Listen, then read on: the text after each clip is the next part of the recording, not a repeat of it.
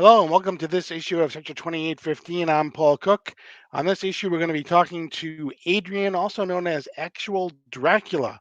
He'll be coming up right after this.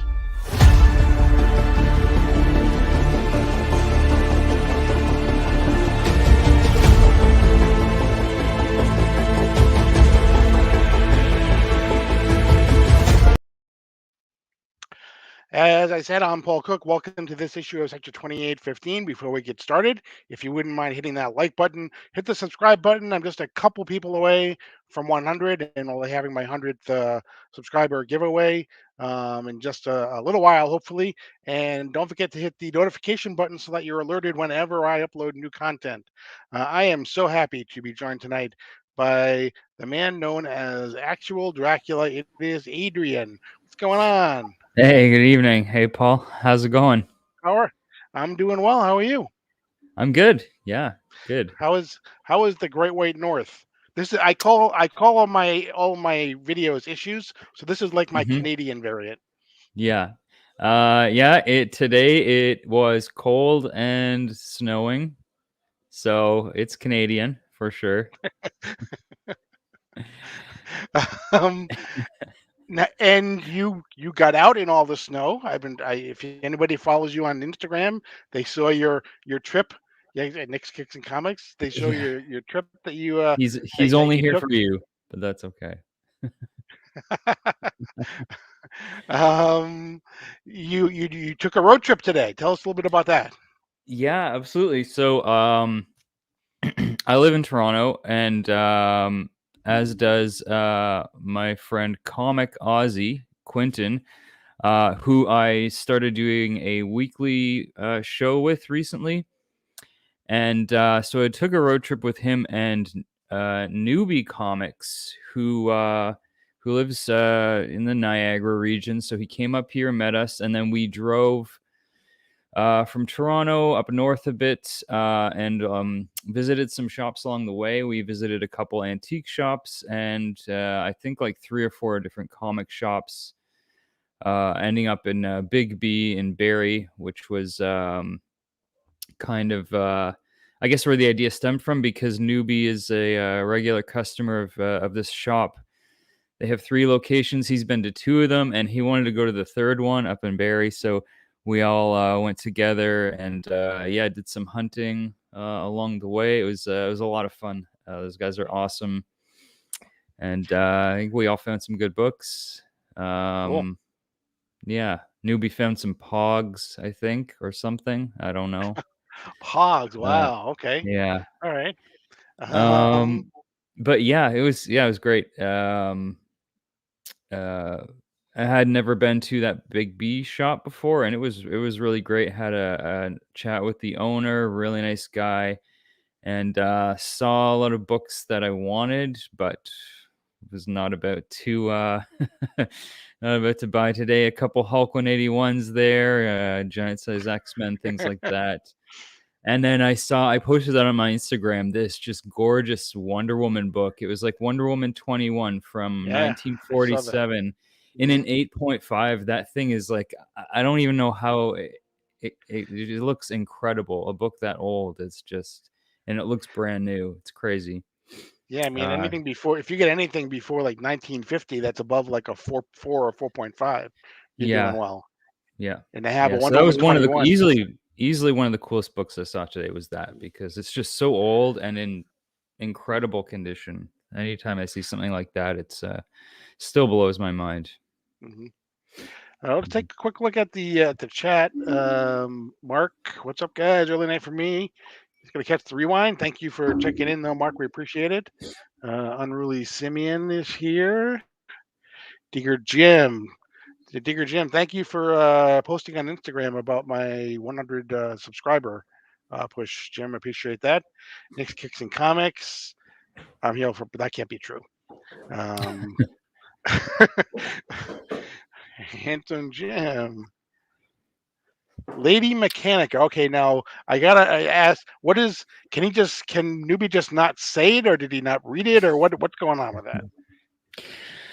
Um, Yeah, I think it was a video he did yesterday or the day before where he was talking about this week's new comics, and he really messed up that the title of that book. That's all I'll say. I think I wrote, I don't know, he called it like Lady Maniaca or something like that. Yeah. But you know what? Everyone's always ragging on Newbie for mispronouncing words, so he's used to it. Mhm. Um, yeah, it's all in good fun. Yeah. That Wonder Woman was crazy. That was an incredible picture that you posted of that. So, so let me just kind of start you. Let's start back at the beginning. When did you start collecting comics? Um, I mean, really, since I was a kid, I've been reading comic books, since I was like, I want to say 7 years old, 8 years old, around that age. Um, just the first comics I read would have been like Batman, maybe some Superman, Spider-Man, definitely. Mhm. Like so many kids, I was drawn to the artwork, and Right.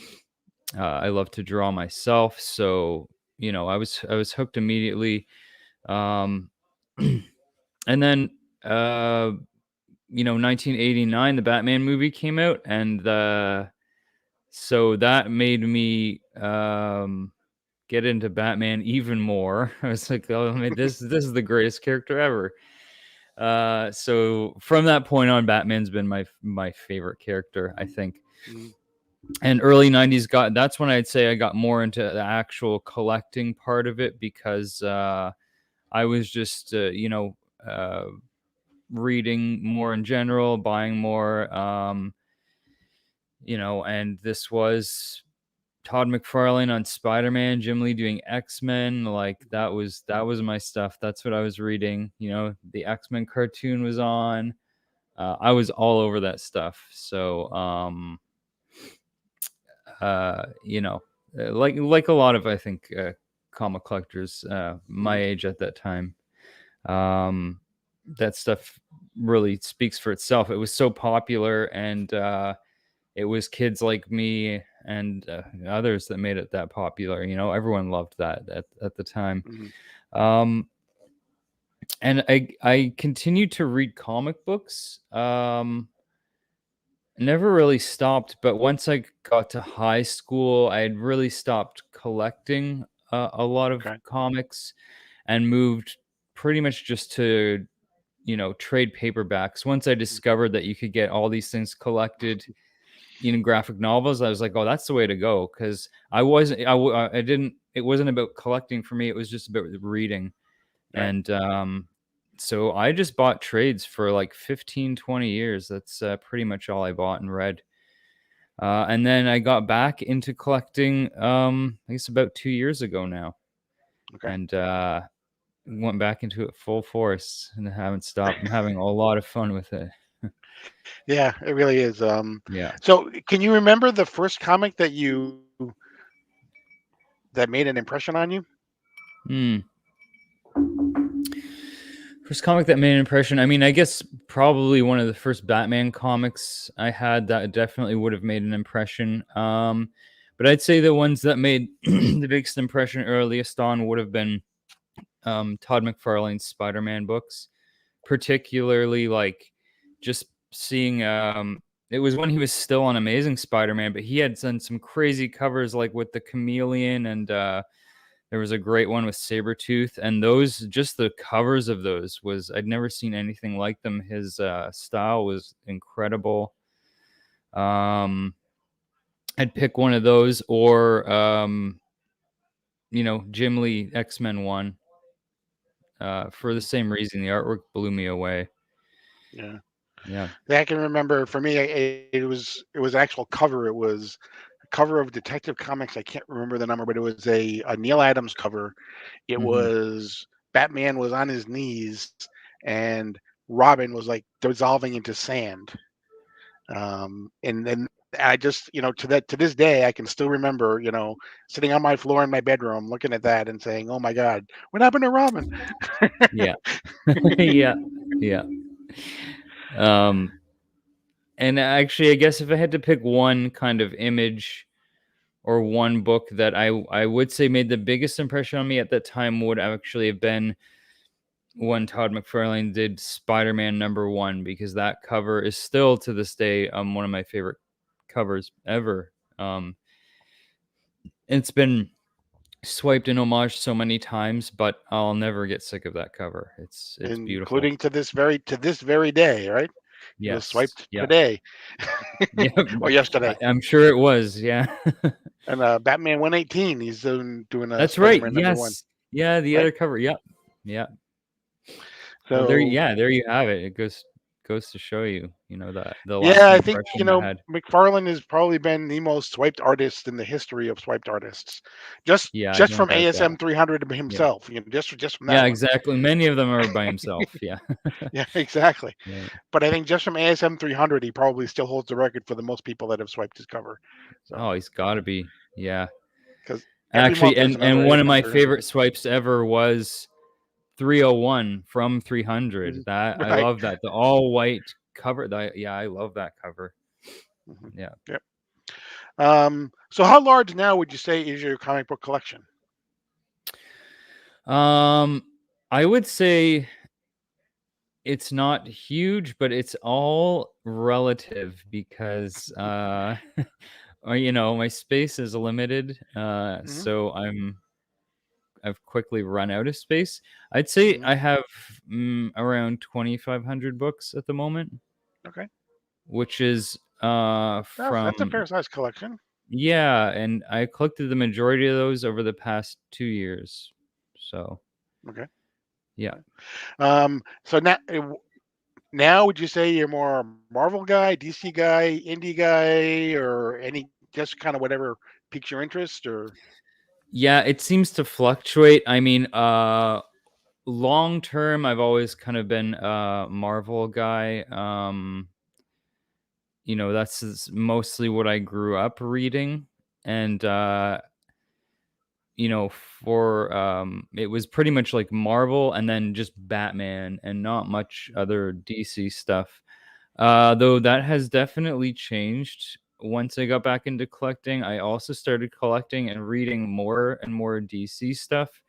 And the past year, I'd say 75% of all the new releases I've been reading are indies. There's just been so many great indie titles that they've made up a really good chunk of the books I've been buying in the past year, for sure. Mhm. And now you're an ambassador for one of the indies, right? Yes, for Aftershock Comics. Yeah. Right. How did that come about? And what does an ambassador do besides So attend that funerals? that that came about through another fellow community member and YouTuber, Manny Chamorro Cinema, who is also an Aftershock ambassador. And I think it came about because I was on one of his shows along with Ruth Ann Thompson, who is kind of in charge of the ambassador program at Aftershock. Okay. And she so we were all on the same show together. And then after the show, he mentioned that I don't know if uh, Ruth had mentioned something to him or something, but that they were looking for an ambassador in Canada and in Toronto. And he was like, "Is that something you'd be interested in?" And I looked into it, and I was like, "Yeah, absolutely." And that was it. And I had a couple interviews, and then I started. I guess it was last month was my first month visiting shops. So Hmm. essentially, as an ambassador, I'm not selling anything. What it is I'm first of all acting as a contact between the retailers and the publisher. Hmm. So I visit 5 shops a month and basically go there, kind of get a feel for how aftershock how aftershock titles are doing at their shop. Were there any that did particularly well in the past month, maybe ones that didn't sell.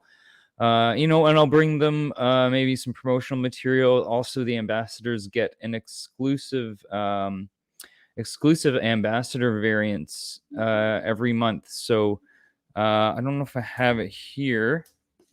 I'll look through if I see it, but basically this month's was Maniac in New York, The Bronx is Burning. Hmm. Number one, which it just came out, I guess, a couple weeks ago. And so I'd bring the shops copies of that they're only going to get through me, through the Hmm. ambassadors. So there's only a handful of shops in Toronto that are going to have those covers because they're only through the ambassadors that you get them. Hmm. And so it's a I thought it was a really cool program because I'm a big fan of Aftershock and what they're doing. Um, and it's so I'd love to see them, grow even more because I think just as a publisher in general, they have so much potential to grow even more than they already have. Hmm. And I'd love to see, I just, as a fan, it's great that I can support them in that way. And also, you know what, I'll get to, I get some free comics out of it as well. That's great. So, Right. yeah, yeah, Yeah, it's I fun. like I like some of the stuff that they've been put out. They just put out the thing at Halloween, which is the larger size. They've been doing some of the larger size Yeah, prestige the issues, like prestige size things. Yeah. yeah. Yeah, I've been buying those as well. The Halloween one was great. Hmm. They also did one recently called I think it was A Time to Kill. It was like a ghost story. That one was really good. Yeah. Yeah. Yeah, those are Um, great one shots usually. Yeah. yeah, I think the indies have really stepped up in a big way over the past Hmm. couple of years, and they just the quality that they put out is just incredible. Um, Yeah, let's absolutely. let's talk about your YouTube channel. How did Hmm. you end up on a YouTube? Well, let's talk about how you got your name first. Where did Actual Dracula come from? So it actually started originally as a Twitter account, which I still have but never use. I I never really used Twitter for very long because I realized that I didn't really like it. But it started out just as a joke, like what would if Count Dracula had a Twitter account, what are the kinds of things he would write? And so I it started like that. Um, and then when I decided to do Instagram, set up an Instagram account, I decided just to use the same name, Hmm. and this was years ago. At the time, I was not posting anything comic related because I wasn't collecting comics, still reading them, but I wasn't. I was not part of. Was not even aware of this whole comic book community that existed through social media and YouTube and things like that. Um, so it was just a totally just random name for me at the time. And then when I started collecting again, and um uh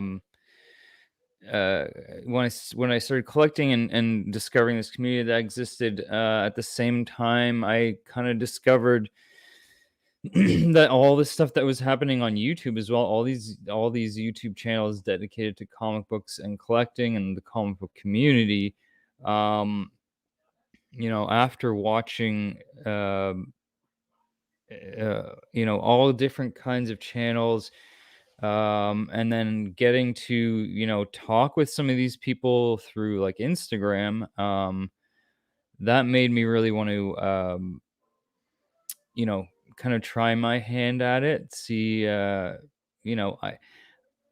I'd never imagined that I would just like uh put myself out there on camera. Like I Hmm. had, I'm pretty you know um not necessarily shy, maybe reserved, but it wasn't something that I'd really, I wasn't like Comic Journey says, look at me." I wasn't like trying to do that. I was just like, I had some interesting ideas, and I thought, okay, these might be able to work. Uh, as things I could do on my YouTube channel.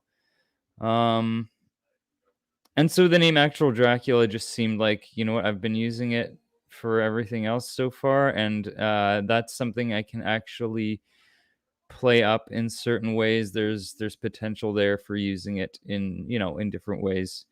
And I think it's come to, well, for me personally, it's come to mean a lot of different things. It's like, it would be easy for me from day one to have just come out and do a whole I'm Count Dracula Hmm. impersonation thing, but then I would have to do that every single day, and I was like, Right.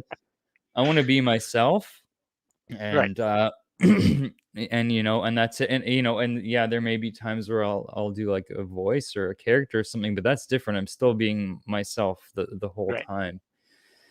Yeah. So You got um DJ yeah, Links. and He's in this the house. guy definitely was one of my inspirations for starting a channel, because I figured if an idiot like DJ Links can do his own YouTube channel. Anyone can do it. I'm just kidding. Is it your birthday? um It is not. He just likes saying that because of my Okay. birthday video that I play on my channel. Okay. But yeah, DJ Links was one of the first channels that I kind of discovered doing all this, like the unboxings and things like that, and um, along with channels like Comic Tom, Pressable Defects, Mhm. multiple CBC award winner Reggie Collects. Right. Yeah. It was just an honor Yeah, to be nominated, right? yeah, yeah. So yeah, yeah. I still I like all those guys, absolutely. Yeah. Um, and Jesus, then, thank you for but joining us. sorry, I was just what was thanking that? Jesus for joining us. So Mastodon, thank Oh you. yeah, hey Zeus. But anyways, the point I was trying to get to was I saw all these different channels, and then and then I guess I discovered these other channels like Whack Comics, and I was like, okay, see what all these people are doing. They are all doing their own thing, and then Whack Comics is really doing their own thing, and I was like, and that kind of settled it for me. Like, okay, I'm definitely starting my own channel, because Mhm. they were a big inspiration for me as well, because I was like, you could really just do anything you want, and Mhm. apparently people actually will watch it. So yeah, yeah, that was kind of it. And to this day I still don't know exactly what I'm doing, but I give it my best shot every time. If you put out content, people will watch. That's the thing that I learned. So, Yeah. but I mean, you say that you really, not really shy of the camera, but you're definitely fearless. I got to give you that. You know, you are, um, and you're one of the most creative people on YouTube that I watch. Um, you know, you Yeah, I mean, I definitely. guess I mean, go ahead. I was just gonna say, I mean, from like uh from the very start, even before I had my channel, or right around when I started it, I also started doing other people's live streams. Like I went on Lamer Frame, and so doing that stuff, of course I was always nervous, but I always had the mindset of like, what have I got to lose? Even if like I fail completely, it's like, oh well, it's just like,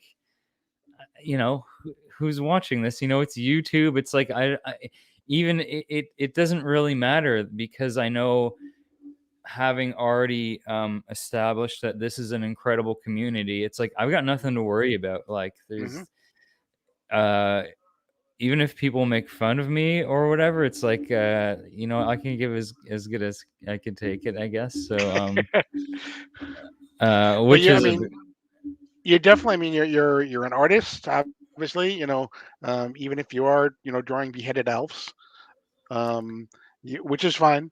You should not be doing that to cats. I totally agree. yeah. Um, you've been on Layman or Frame, like you said. Mhm. You're a rapper. You've been on. Apparently I wouldn't call myself a rapper, but DJ Lynx is kind enough to see fit to put me on I don't know how many episodes of the Epic Rap Battle now. several, because the response that's been incredible. I've received so much amazing feedback from that, considering I'd never rapped before in my life, and but I've had so much fun just writing all those bars, and that's why I do it. It's not to like, uh, it's not because I want to be a rapper. It's just I really enjoy like writing that stuff, the wordplay. Mhm. Yeah, it's and it's just like an excellent. It's some of the most fun I've had on you know on YouTube and as part of this community has been the rap battles. Yeah, and in your real life, you're a woodworker, so you're obviously you go with your Mhm. hands. So you're like a Renaissance man, Adrian. I guess in some ways, yeah, sure. I'll accept that. Although I have to also say that if I were to get if someone were to say to me what type of a job would Dracula have as a day job, Mhm. woodworking might be something that I might actually choose because Oh you make yeah, cabinets, you can make coffins. you There's can make not a big yeah leap to make from cabinets to coffins. yeah absolutely. You just can't like leave too many sharp stakes laying around. You might trip and fall on. Be a dangerous job for a Dracula, that's for sure. So on your channel, you have a couple things that you do regularly. You do casual Dracula. You Mhm. do. You just kind of started up, I think, like the comic picks in the 416, right? Yep. How did those come about? So Casual Dracula just came out of watching everyone else's weekly live streams and being part of some of those, and just going, well, why does everyone else get to have all this fun? I'm gonna start my own weekly live show, and that was literally like my whole thing from the beginning, and still is. In that I don't know exactly what the show is, other than I wanted to do a weekly live show that can be whatever the hell it ends up being. There's like Mhm. I'll have like kind of a loose idea. Some of them are a bit more structured than others. There's been a few that were like that. I mean, I do have a recurring segment called Garbage Game Show where I will come up with some kind of a game to play. Uh, Sometimes that word is a very loose definition of game, but yeah, other than that, it was really just like hang out with different people in the community. Also to give myself an opportunity to talk with people who I haven't before, because like I would get invited on other people's live streams, but there were people I would already consider myself friends with, and I wanted the opportunity to invite people on that like I hadn't really talked to yet, and I thought that Mhm. would be like a good way to do that. And then how did you and Ozzy do the comics picks in the 416? Hmm. That started kind of out of the blue, where because me and him go to the same comic book shop every week, and we would run into each other there sometimes. And then one day, I guess it was about a month or two ago, we were there. Both we were both there at the same time buying books. And then I was like, "Oh, I'm gonna do a live show later tonight just to show off some stuff and maybe show off the books I bought." And I was like, "Do you want to hop on and maybe show off what you got?" And so we did that show, and we like doing it so much. We were like, "Let's just do this every week," you know. Mhm. And that's literally how it started. Yeah. That's how some of the best things start. The same thing with your casual Dracula is just sometimes you don't need to reinvent the wheel. It's just you kind of Yeah. put your own spin on it. Yeah. Um, Yeah. so absolutely, you make it yours. So Yeah, and that's the thing is we do the whole thing is it is on New Comic Book Day we do it. So we do but but me and him are the same in that when we go for New Comic Book Day, we're always grabbing back issues at the same mhm, time. So we're doing our picks are always some new books and some old books. mhm, awesome. Yeah. Couple of Uh, fast questions. Favorite artist? Oh wow. The fast answer is Todd McFarlane. Okay. Yeah. Favorite writer? Alan Moore. Ooh, good answer. I wish he would write more. Yeah. Pardon the pun. Yeah. Um, he kind of turned. I mean, I get why he's mad at most of the big comic Mhm. comic publishers, but I just think about all the things he could have done with all the characters that they had, and I think we would have seen things that have never been seen before. You know, That's true. Yeah. so But what um, he did do is I mean it's just some incredible work. Um yeah, I mean I think you could say that for a lot of writers, but the same I also understand why he would not want to go down that road as well. mhm, Yeah. right. Favorite character? I think you may have already kind of referenced this a little bit, but favorite character, Batman. Batman. Yeah. Favorite villain Joker. can't be the Yeah. Joker. I mean, right? If it's yeah, it can't be the Joker because Batman's already my favorite villain. No, I said you can't beat the Joker Oh, you can't beat the Joker. Yes, no, you're absolutely right. You can't. You can't. because the Um, hero is only defined by their greatest villain. mhm. Yeah, So, absolutely. so. I asked you to bring some books along with you. Let's see what kind of things you picked out. You can show people part of your collection. So I'm just gonna sit back Yeah. and drool all these things that we have. S- So like I said, I had I kind of grabbed a stack of comics that was closest to me, but I know there's good stuff in here because some of this was stuff I was using for videos and stuff. So I know everything in here is applicable to this. Like for example, here we go. Speaking of the Joker, that's Joker number 2, the first solo Joker series. Um, and this was one I got recently at the comic convention here in Toronto. That's issue 5. Oh, sorry, wrong guy. Sorry.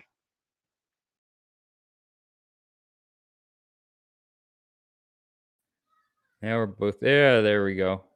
Yeah, and so I don't have any. This is the only issue I have from this series, but I absolutely love this cover. And yeah, it's the Joker. Like you said, you can't beat the Joker. Oh yeah, I did show this off on a video recently. Very cool Batman book. It's Batman 204. So fairly early Batman here, and he's like fighting a bunch of blind people. I haven't read this yet, so I don't know what the story behind that is, but I love finding these early Batman books whenever possible. And that was a great one. Okay, here's another of my favorite characters, and close. This is a very I don't know if it's my favorite cover of this character, but very close to being. It's Wolverine number 4 from the Frank Miller series. Hmm.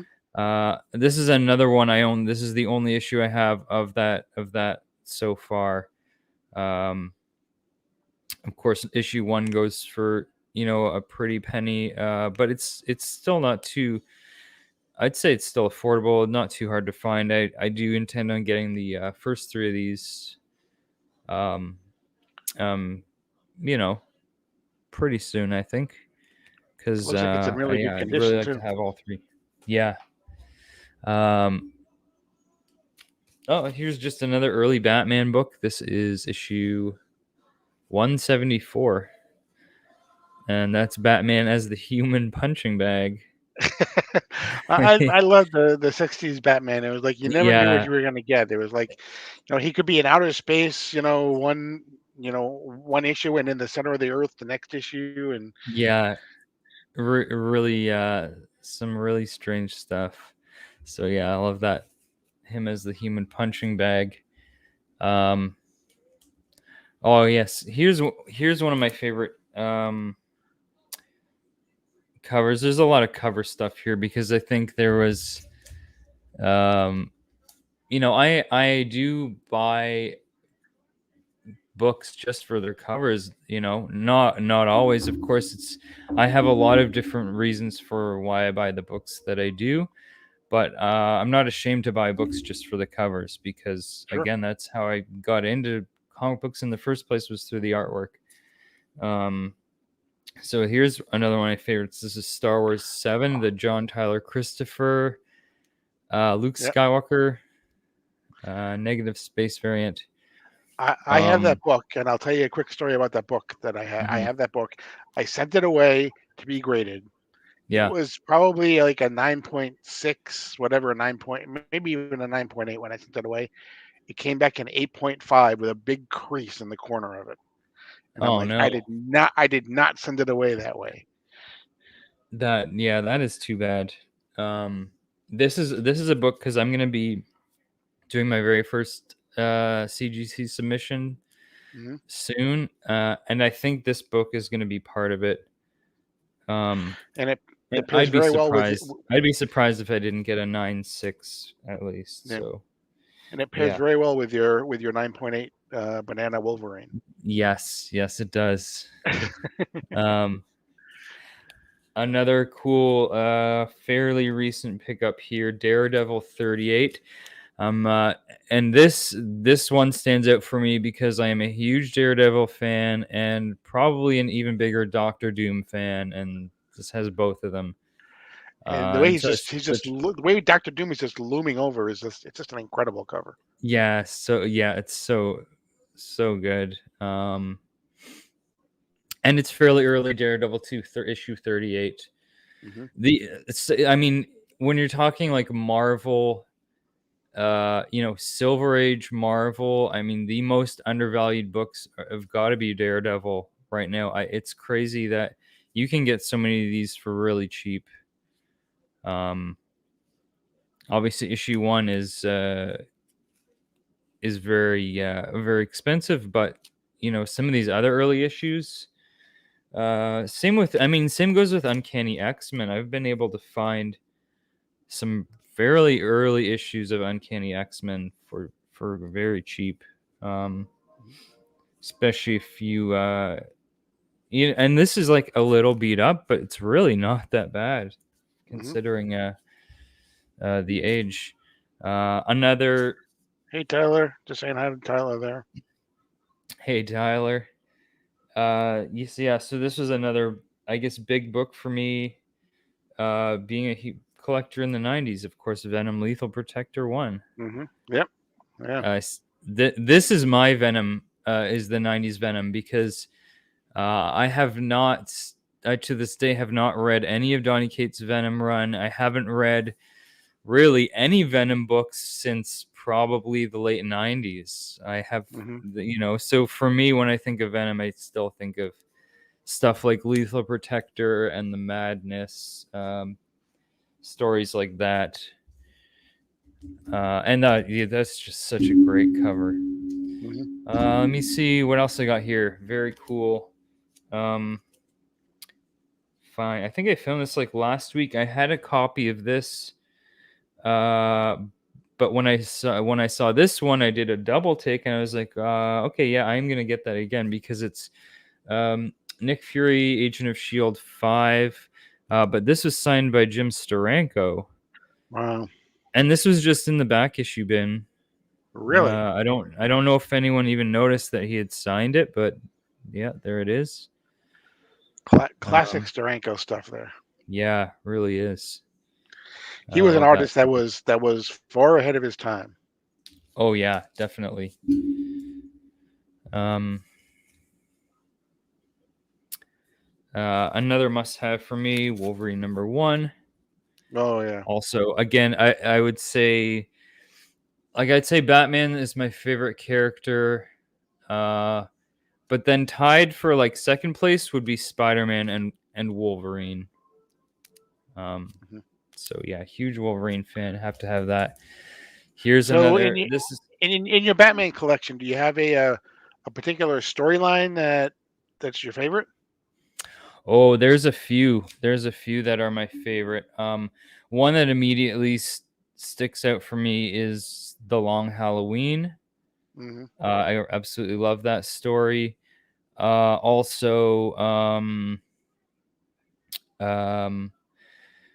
pretty much all of Scott Snyder's run. I mean, from the Yeah, Court of Owls stuff. You know, I've read. I think at this point I probably read most of his run, and all of that really stands out for me right. in terms The of the Court of Batman. Owls was amazing to me because Hmm.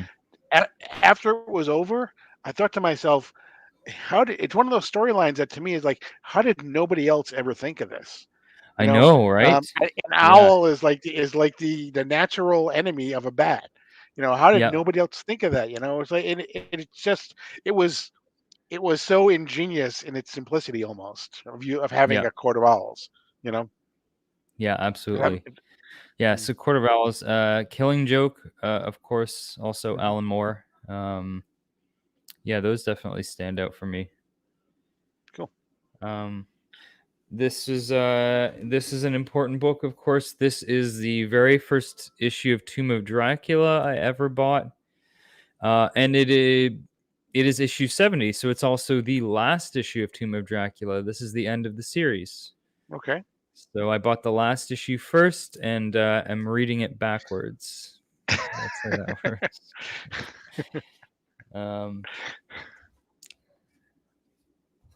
let's see. Speaking of which, last issue, and of course the first issue, Tomb Nice. of Dracula #1. This is my favorite book in my whole collection.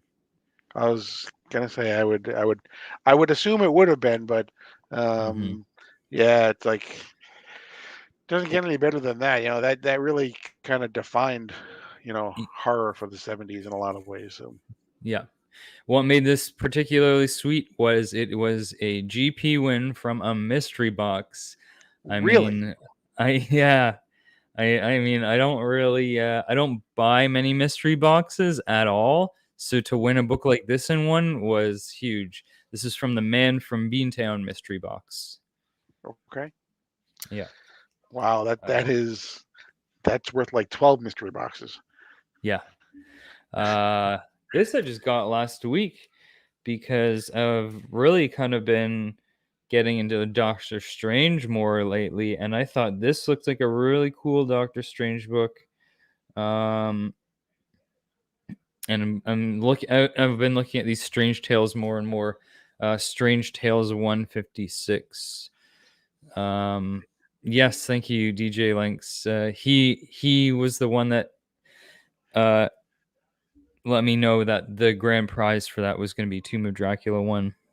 So you get your credit there, sir. Uh, Yeah. this is just so cool.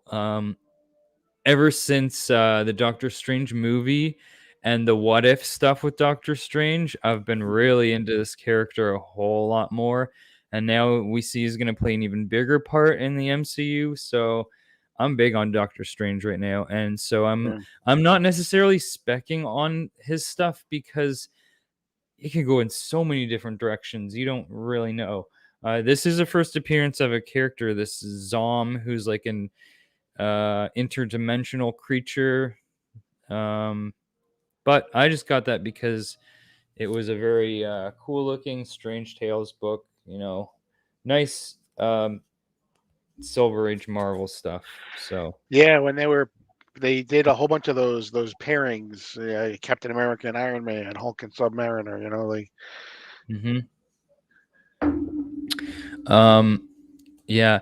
Oh, so I've got a bunch of books here. That's why I have this pile. I recently did a video for Bearded Comic Bro has been doing these like top 10 DC hmm cover, top 10 Marvel cover videos. I did my own. I'll show off some of those covers that I did, anyways. Although I recommend everyone go watch my video if you're interested. But here is one of them. This is a Fantastic 432, which came out I think this year. But this is the Jack Kirby cover, of course. It's just Right. like It's like the it's hidden gem or whatever they call it or hidden something, right? gem. Yeah, I just love it because it has everything about it says that this is like a modern cover, except you got this incredible classic Jack Kirby art on it. Mm. But it has a very much the feel of as if he just drew it now. So Right. I thought that Right. was really cool. That is an awesome cover. Yeah, definitely. Another one of my favorite covers here, Daredevil, the No More Mr. Nice Oh, Guy. yep. Yeah, that's just I always like this cover. It's just so it's very much in your face, and it's a Daredevil holding a gun. I mean, Daredevil doesn't use a gun. He doesn't. Although I don't know what is. I mean, he must have something against guns because he guess he could use them if he wanted to, but he doesn't really need to. So yeah, just a cool Daredevil cover. This, which I found I found another copy of this and bought one on our road trip today. And this is one of my favorite George Perez covers, Infinity Gauntlet 4. Hmm. It's just to me, I love covers like this. Very simple, but incredibly effective. And Thanos is a total badass there. And yeah. So yeah, and yeah, I mean it's great. It's I don't have that many George Perez covers in my collection, but this is one of my favorite ones for sure. Yeah. Anything Perez does. He was one of those people that, if he did a cover or he did any part of the interior, I didn't even. I mean, he could be drawing stickmen. I would buy it just Yeah, because his name was on it. yeah, absolutely. Here's another all-time favorite cover, Moon Knight 29. Hmm. The one that's impossible to show off without glare because it's all black. That Yeah. is a pretty cover, though. Yeah, it really is. Um, Cole, we appreciate you stopping by. oh, I love this cover. This is Thor 168, Thor and Galactus, Jack Hmm. Kirby. Um, it's beautiful. Hmm. Really great cover. I love collecting Silver Age Thor. Got Yep. another one right here actually that goes with it. These are Oh, these wow. are part of the origin of Galactus story Hmm. actually. Okay. 168, 169. Yeah. Origin of Galactus. And I just had a couple more here, I think. Oh yeah, another cool early Batman book. Another recent pickup. This is just like again, it's got that like silliness to it that you had with these 60s Batman books. Um but I think it's great. Really cool cover, Batman and Robin with like this cobwebs all over them. Yeah. Yeah. And Um, the you can classic definitely you can really see from these books like this where the show got their inspiration from was Mhm. very clearly the comics at the time. So another cool The Thor book classic here. DC checkerboard covers. Yeah, another beautiful Thor book there. Nice. 217 Thor versus Odin. Yeah. And speaking of Alan Moore, this is one of the reasons why he's my favorite writers was this story, V for Vendetta. Oh, that was that was a great story. That was Yeah. one of the first things he did for DC. Yes. Yeah, it would have been.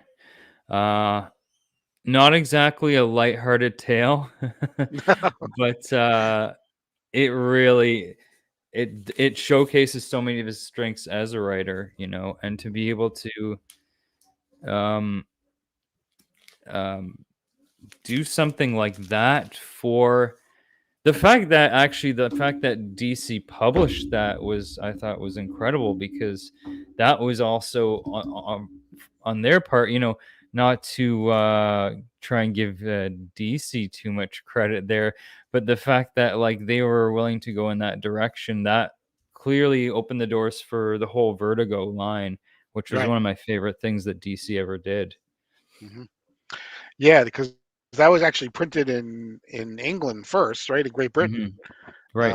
Yeah. And then I think it was Karen Berger went over, and she's the one who kind of recruited, Moore and Morrison, and all those the British invasion of the U.S. comic book lines. Um, Yes. but yeah, you're right. It was Vertigo before it was Vertigo.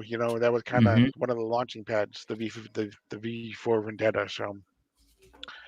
Um, so we're getting close to an hour. What do you got coming up Yep. on your channel? I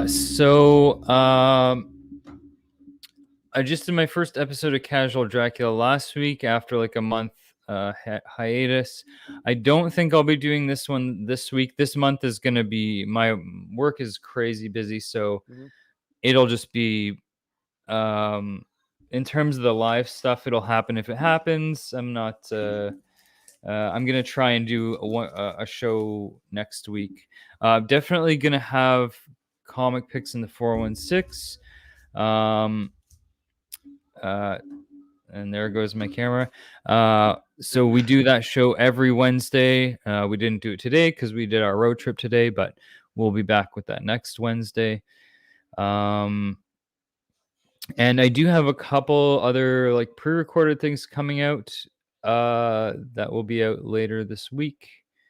Other than that, I don't really have much planned. I generally just I have a few things that are like kind of on the back burner in terms of content I want to put out, like other recorded things. It's just going to be a matter of when I, have time to get to them. Mhm. Cool. So, Good. yeah. Okay. Then I just, I really want to thank you for coming on. I've been, uh, I've been trying to get you for a couple of weeks. It seems like every time I would say, "How about next week or the week after?" And those 2 weeks would go by, and I'd go, "How about next week or the week after?" And those 2 weeks Yeah. would go by. So, um, so I really appreciate you coming on. I absolutely love your content. Your all of your information is down below for anyone who is interested in. Make sure you sub up. I can't imagine you're sub to me, but not to him. But if you're not subbed up to Actual Dracula, make sure you do. His link is in the description below. His Instagram handle is there as well. So again, thank you for coming on. Hopefully you'll come back again sometime. I absolutely love talking to you. Oh, Um, anytime, man. Yeah. Thanks for having me on. And you got yeah. to come on my show as well. Oh, absolutely. Anytime you want to. Yeah. Um, with that, don't forget to hit the like, the subscribe button, the notification bell so you're notified whenever I upload new content. And as of right now, you are now leaving Sector 2815.